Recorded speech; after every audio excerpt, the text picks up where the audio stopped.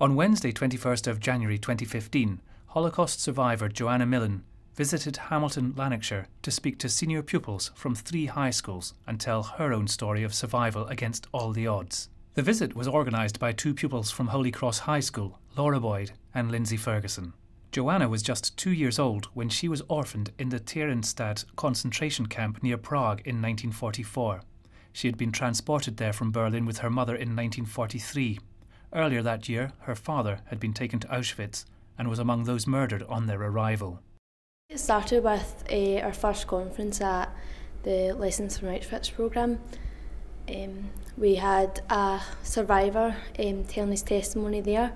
His name is Ziggy Shepard. We felt that it really impacted us, and it was almost our duty kind of thing to make it impact everyone else and to spread the word about it and the message and the stuff we learned from it. We wanted our peers to feel the exact same way that we felt, inspired. Laura and Lindsay had taken the initiative to contact the Holocaust Educational Trust to invite a survivor to Holy Cross High School today. I just think it was a wonderful idea, and the passion that was behind that, to have the initiative to then follow through with the process that enabled Joanna to actually come along today. Genocide and anti-Semitism still does exist today, and I think Joanna made that really clear throughout her testimony that there are issues relevant in the world today that still relate to the Holocaust. They wanted their colleagues in other schools, not just Holy Cross, but across particularly the Hamilton area, other senior pupils,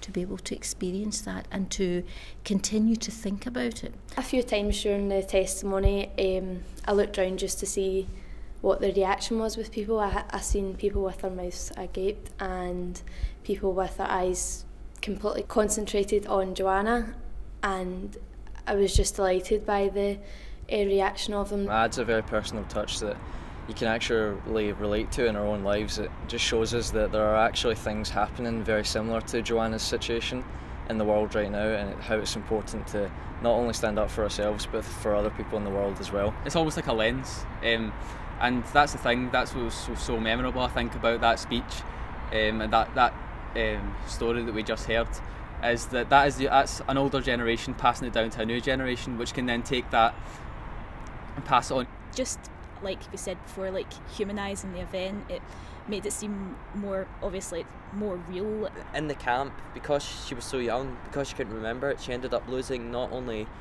her family but her identity in a way, you know.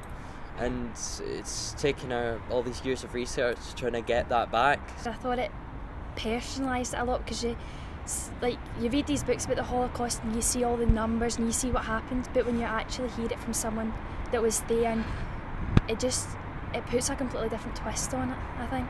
I think her story definitely shows that it's not just the numbers, the 6 million, but every one of those 6 million had a story. Her story showed she had a family that was killed, that she was affected by it badly. She may not be able to remember the complete story, but it definitely still has an effect on her today.